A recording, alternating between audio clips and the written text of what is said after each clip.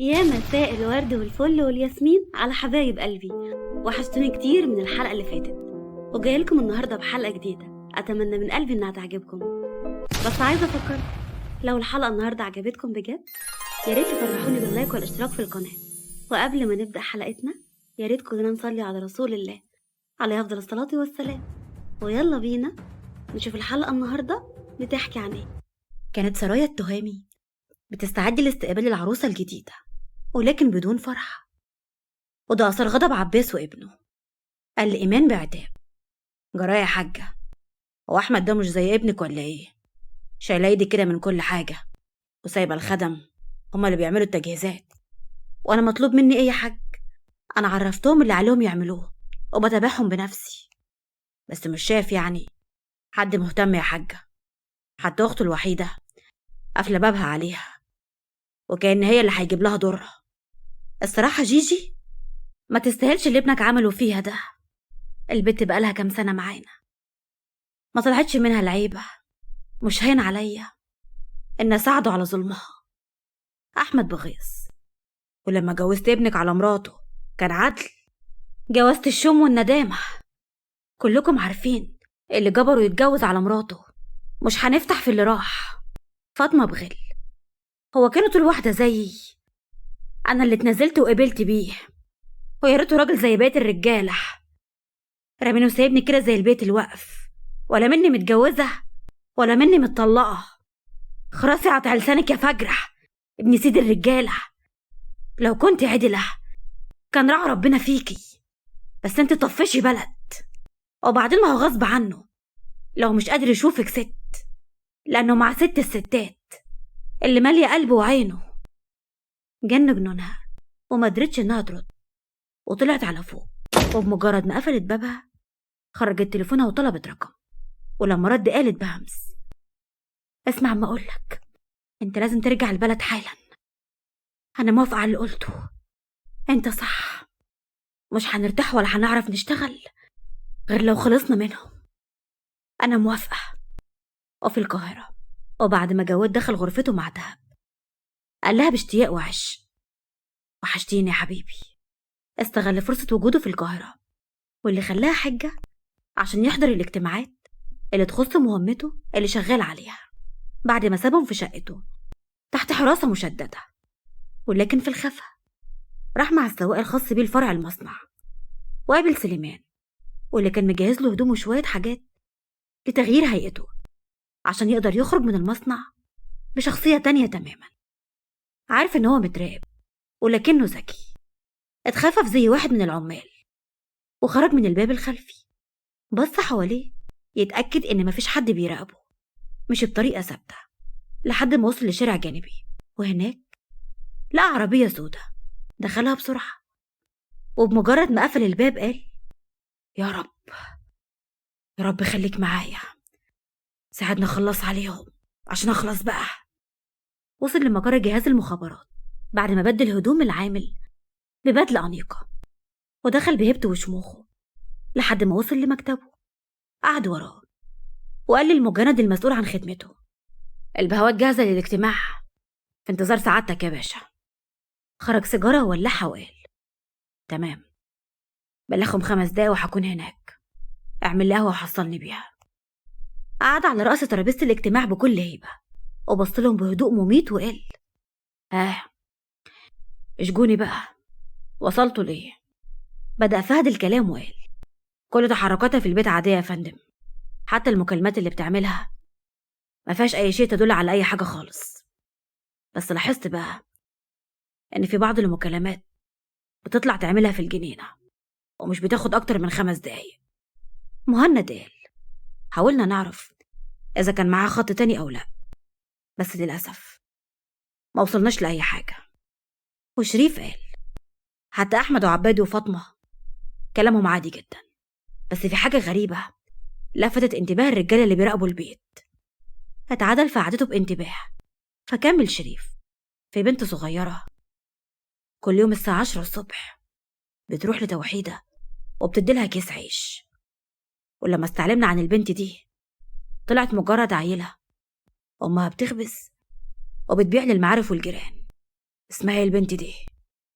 شريف بص في الأوراق وقال: ماجدة يا فندم، وأبوها ميت وأمها.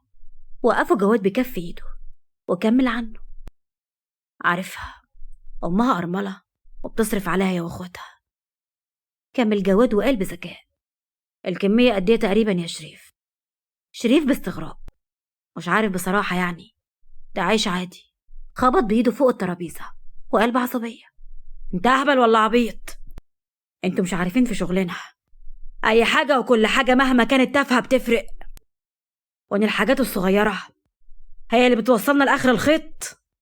حضرتك قطع بصراخ وغضب: حضرتي ايه؟ واحدة عايشة هي وجوزها لوحدهم، اللي هو أصلا مش بياكل لقمة في البيت من بعد جواز بنته. تقدر تقولي هتحتاج عيش لي كل يوم؟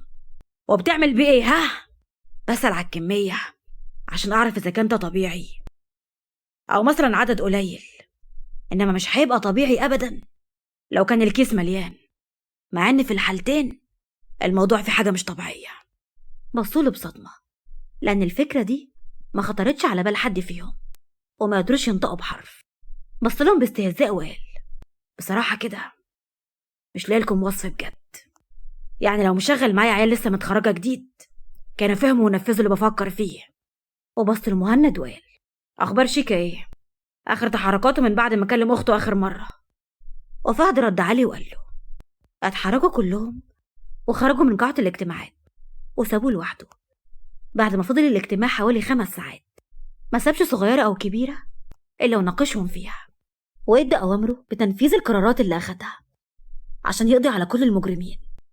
واللي كان معاهم أخوه الراحل فريد، اللي كانت علاقته بيه سيئة جدا لدرجة إنها وصلت للكره بعد ما ضل طريقه ومشي مع المجرمين دول. افتكر لما قدم استقالته بناء على طلب أبوه، رفضها القائد وقال له: استقالة مرفوضة طبعا. جواد باستغراب: ليه يا فندم؟ أنا عندي ظروف تمنعني إن أكمل في الجيش، أهلي محتاجيني وأنا ما أقدرش أقول لهم لأ. قرار ترقيتك ونقلك لجهاز المخابرات اتمضى. إذا كان أهلك محتاجينك بلدك محتاجاك أكتر. جواد بحماس: وأنا في ده بلدي يا فندم، بس مفيش بس. أنت عارف إن رجالة المخابرات مش بيظهروا ومحدش يعرف مين اللي شغال فيها. أنا هعمل الاستقالة دي عادي جدا، والكل هيعرف إنك سبت الخدمة وملفك هيتنقل للجهاز. أعتقد إنك تقدر توفق ما بين شغل العيلة وشغلك، ولا إيه؟ وافق فورا وهو طاير من الفرحة. كان بيشتغل وبيجتهد عشان يوصل للمكان اللي يستحقها عن جدارة. اشتغل متخفي تحت ستار أعمال العيلة لمدة 4 سنين. ما كانش يعرف أي حاجة عن المنظمة اللي بتديرها توحيدة وأخوه، لحد ما عمل الحادثة اللي راح فيها أخوه زوجته الحامل، وهو كان بين الحياة والموت لمدة شهر كامل. وبعد ما بدأ يتعافى اكتشف إنه فقد بصره. حزن جدا وقتها، ولكنه حمد ربنا وسافر لألمانيا لإجراء عملية تانية من المفترض إنها هتعيد بصره مرة تانية. وكان معاه أخوه، ولكن ما كانش يعرف إن القائد بتاعه فهد كانوا مرافقين ليه في الخفا كمان. العملية تمت بنجاح ورجع له بصره مرة تانية بعد ما قعد 2 شهر أعمى. اتفاجئ بدخولهم عليه في غرفة المستشفى في نفس اليوم اللي كان هيمشي فيه. فلاش باك: الحمد لله على السلامة يا سيادة الرائد. جواد بسهول: يا من باشا وفهد. فهد بابتسامة: اهدى بس وهنفهمك كل حاجة. قعدوا هما ال3 ومعاهم حسن اللي ما كانش فاهم أي حاجة، وسمع القائد وهو بيقول: أولا الحمد لله على سلامتك. أنا كنت متابع مع الدكتور الألماني حالتك من الأول، وطمني إن مفيش أي آثار للعملية ونظرك رجع زي الأول. احنا كنا معاك على نفس الطيارة، بس انت عارف طبعا بأسماء مزيفة. ودلوقتي بقى يا بطل ناوي عليا، مش شايف كده ان الأجازة طولت وكفاية كده؟ تمام يا فندم، أنا راجع الصبح بأمر الله وهكون في شغلي بعد 2 يوم. القائد بأمر: بس انت مش هترجع مصر يا جواد، انت هتطلع من هنا على اليابان.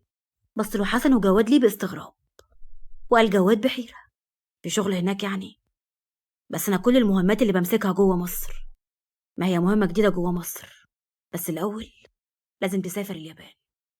جواد بجدية: أفهم لو سمحت، محتاج توضيح. اتنفس القائد وقرر يوضح له طبيعة مهمته الجديدة، واللي هتكون أصعب حاجة قام بيها في حياته، مش بس لخطورتها ولأن المتورطين فيها واحد من أفراد عيلته. انت عارف طبعا إن شغلنا مفيهوش أي مشاعر أو حتى قرابة مهما كانت درجتها. اتقبض قلبه بقلق من اللي جاي، فكمل القائد بجدية: رجالتنا رصدت تحركات غريبة على الحدود، ولما بحثوا اكتشفوا إن في بعض المهربين بيدخلوا مواد كيميائية مسرطنة، نقطة بس تتحط جوه أي ترعة الزرع كله يتشبع بيها، وطبعا هتتنقل للناس اللي هياكلوا من الزرع ده والحيوان كمان. المهم احنا مسكنا طرف الخيط ومشينا ورا بقالنا سنة. اكتشفنا انهم زي ما بيدخلوا المواد دي البلد بيهربوا آثار وبيتاجروا في الأعضاء البشرية. جواد بصدمة: يا نهار اسود، طب وقدرتوا توصلوا للي بيدير الشبكة دي يا فندم؟ بص للقائد بحزن وقال: للأسف عرفنا، لكن مش قادرين نمسك عليهم أي حاجة، بيشتغلوا بذكاء وحرص، حتى الناس اللي مسكناها ما اعترفتش على أي حد. أخد نفس عميق وكمل: متخفين جوه قرية من القرى الريفية وبيستخدموا مصنع تصدير لحوم لتهريب الآثار والأعضاء. هنا اتقبض قلب الأخين وبص لبعضهم، وكل واحد منهم جاله نفس التفكير: الكلام ده عننا؟ سألوا جواد: مين اللي في عيلتي متورط يا فندم؟ بص يامن وفهد لبعضهم بحزن وقال له فهد: عمك واحمد ابنه وتوحيدة واخوك ومراته. اتنفض الأخين من مكانهم بجنون وهما مش مصدقين: أخونا؟ لا لا لا، مستحيل، استحالة يا فندم، أنا ممكن أصدق أي حاجة إلا إن فريد أخويا يعمل كده. حسن بحزن: مش ممكن. طب ليه؟ إحنا الحمد لله ربنا كرمنا من وسع ومش محتاجين حاجة، يمكن في حاجة غلط أو حد عايز يورطه. للأسف كل المعلومات اللي وصلت لنا بتأكد إنه كان له دور كبير في المنظمة. وبص لجواد وكمل: الحادثة كانت مدبرة يا جواد، بس اللي ما كانش في حساباتهم إن فريد يكون معاك. قعد الأخين مرة تانية وما قدروش إنهم ينطقوا بحرف، كان مظهرهم مثير للشفقة. احترم فهد ويامن صمتهم وقرروا إنهم ينتظروا لحد ما يهدوا. وبما إن جواد يملك من القوة اللي يخليه يتحمل الصدمة الموجعة، استحضر شخصية الضابط وبس، ونسي إن جواد اللي من عيلة التهامي، وبص للقائد بقوة وقال: عايز ملف القضية يا فندم، هدرسه وبأمر الله محدش هيوقعهم غيري، بس طالما الموضوع كله هنا اللي هسافر اليابان. بص له يامن وقال له: لأنك لازم تفضل أعمى. بص له بعدم فهم، فكمل يامن وقال: هم قرروا يتخلصوا منك لأنك بعد ما سبت الخدمة ومسكت المصنع ما بقوش قادرين يهربوا أي حاجة عن طريق المصنع، فكان الحل الأمثل إنهم يقتلوك عشان فريد يرجع يتحكم في كل حاجة من تاني ويمشي لهم الشغل. حسن بصدمة: يعني فريد كان عارف إنهم هيقتلوا أخوه ووافق؟ طب ركب معاه العربية ليه؟ تقريبا كانوا متفقين يخلصوا من جواد، بس ميعاد التنفيذ محدش بلغوا بيه، أو أنا مش عارف. النقطة دي لغز بالنسبة لنا. أنت هتطلع من هنا على اليابان، هتقعد 6 شهور، هتتدرب عند جماعة تعليم الساموراي عشان تتعلم إزاي تعتمد على حواسك من غير ما تكون شايف. هتلبس عدسة شفافة مش هتغير لون عينك، بس مش هتخليك تشوف أي حاجة، وعشان الموضوع يبقى مقنع أكتر وفي نفس الوقت تقدر تمشي الشغل من غير ما عمك وابنه يستغلوا النقطة دي، هتتعلم طريقة برايل للقراية والكتابة. هتشتري جهاز يحول أي مستند عادي للطريقة دي، بحيث إنك تبقى عارف أنت بتمضي على إيه. كده هما هيتحركوا بحرية أكبر، وأنت هتكون عندك فرصة تكشفهم بشكل أسرع. أكيد طبعا هيستغلوا فترة غيابك عشان يهربوا شغلهم. إحنا هنسيبهم يعملوا اللي عايزينه عشان يطمنوا لحد ما ترجع، والباقي عليك. عودة من الفلاش باك، غمض عينه بحزن وقال جواه: ليه يا فريد؟ ليه؟ الله يرحمك. اليوم هو حفل زفاف الندل على عروسته، جهاز السرايا بكل ما يلزم الاحتفال. كانت إيمان وهدى هيموتوا من الغيظ من اللي بيحصل، خاصة بجاحة أهل العروسة لما جم السرايا في الأيام اللي فاتت لتجهيز جناحها وتوضيب حاجتها. هدى بغيظ: هما ليه محسسيننا إنهم أصحاب المكان وإحنا ضيوف تقال عليهم؟ سيبهم يفرحوا لهم يومين بس، وعز جلالة الله لو كنت مطلعة كل ده عليها الصفرة دي، فاكرة نفسها هتبقى ست البيت. لو انت الصادقة هي جاية وفردة قلوحها هي وأهلها من البداية عشان تلاقي الندل ده موصيها على كده. مش هو قال لجيجي إنها هتبقى خدامة عندها؟ ده من بجاحته اتصل بجواد عشان يرجعها تحضر الفرح، بس إلهي يجبره ابنك بهدله ومرضاش أبدا. بني آدم براس حمار، والله العظيم جيجي دي خسارة فيه. أنا اللي مزعلني روان قافلة على نفسها ومش عايزة تحضر. البت دي فيها حاجة متغيرة ومش عارفة مالها. ما انت عارفة انها بتحب جيجي قد ايه، اكيد زعلانة علشانها. قعدت جيجي بحزن مع دهب والأطفال بيلعبوا حواليهم. حاولت دهب انها تفتح معاها اي كلام، بعد كل البعد عن اللي بيحصل في سرايا التهامي. اتفاعلت معاها ولكن بعقل شارد وقلب حزين على حالها، مش حبا فيه ولكن قهر على نفسها. دخل عليهم جواد وقال: أنا جعان، هو مفيش حاجة تتاكل؟ ابتسم بخبز وكمل: ولا تحبوا نخرج نتعشى برا؟ صرخوا كلهم حتى الأطفال. اصطنع الذهول وقال: ليه؟ هو أنا مش خرجتكم من امبارح وكنتم مبسوطين؟ بصوله بصدمة وقالت دهب بغيظ: اللي هو فين يا جواد؟ ها؟ تاخدنا في العربية من قدام البيت لحد باب المطعم اللي كان فاضي أصلا، حتى مفيش أي جرسونات فيه. الأكل جاهز على الترابيزة، يلا كله، يلا نمشي. وصلنا البيت. الحلاوة دي يا حبيبي بس خلتني طايرة من السعادة والله. ضحكت جيجي والأطفال، أما هو رد ببرود وغيرة: وانت عايزة بقى تمشي في الشارع مثلا ومحتاجة الجرسون في ايه؟ بدل ما تقوليلي شكرا يا حبيبي انك فضيت المطعم مخصوص عشان اخد راحتي، وكمان خليتهم يجهزوا الأكل قبل ما نوصل عشان محدش يقتحم خصوصيتنا. دهب بغيظ: هو انت ليه محسسني انك كنت عازمني على عشا رومانسي وورد وكده؟ حبيبة بغضب: فين الملاهي يا سبابتي؟ ها؟ انت اصلا قلت هتودينا. جواد ببرود: هو مش كان في كيدز اريا وانتوا اللي مرضتوش تلعبوا فيها؟ يبقى مين اللي غلطان؟ حبيبة بغيظ: احنا اللي غلطانين عشان خرجنا معاك اصلا. وسابته ودخلت، بس على اثرها بغيظ: الولية دي. استغلت فاطمة انشغال الكل في تجهيزات الزفاف واتسحبت لفوق، وبعد ما وصلت قدام جناح جواد خرجت مفتاح من جيبها وحطته في الباب وفتحت ودخلت بسرعة وقفلته وراها. يا ترى فاطمة دخلت جناح جواد تعمل ايه؟ ده اللي هنعرفه الحلقة اللي جاية. أحداث مثيرة لسه في روايتنا، استنونا يا أحلى عيلة.